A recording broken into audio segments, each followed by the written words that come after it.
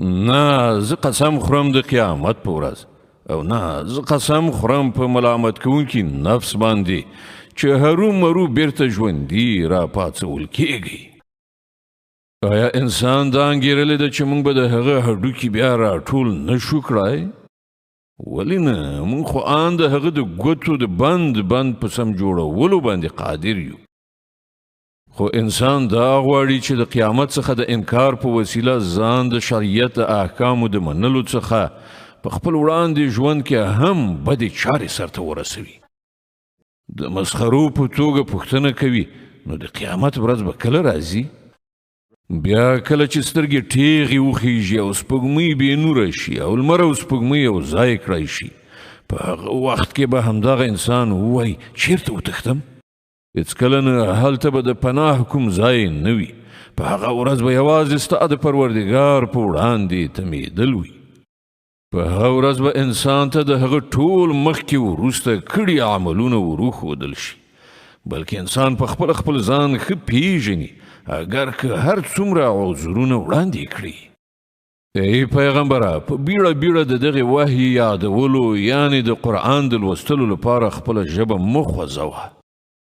بېشکه د هغه در باندې زده کول او در باندې لوستل زموږ په ذمه دي، بیا د ده په مطلب باندې پوهول هم همدا زموږ په ذمه دي.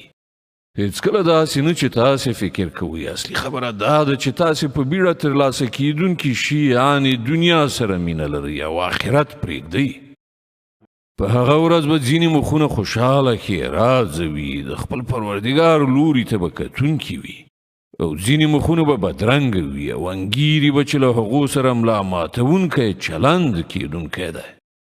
هېڅکله داسې نه چې دوی ګمان کوي. کله چې سامرۍ ته ورسیږي او وویل شي چې شته دی څوک دم چوف کوونکی، او انسان به وانګیري چې دا له دنیا نه د بیلتانه وخت دی او یوه پونډۍ په بلې پونډۍ پورې ونښلي، هغه ورځ به وي ستا د پروردګار لوري ته ورګرځېدل. خو هغه نه حق رښتیا وګاڼه او نه یې لمونځ ادا کړ، بلکې دروغ یې وویل او له حق څخه واوښت، بیا په غرور سره خپلې کورنۍ ته لاړ. افسوس دی ستا په حال او بیا هم افسوس دی، او بیا افسوس دی په حال د ستا او بیا افسوس دی. آیا انسان دا انګیرلی ده چې هغه به همداسې په خپل حال پرېښودل شي؟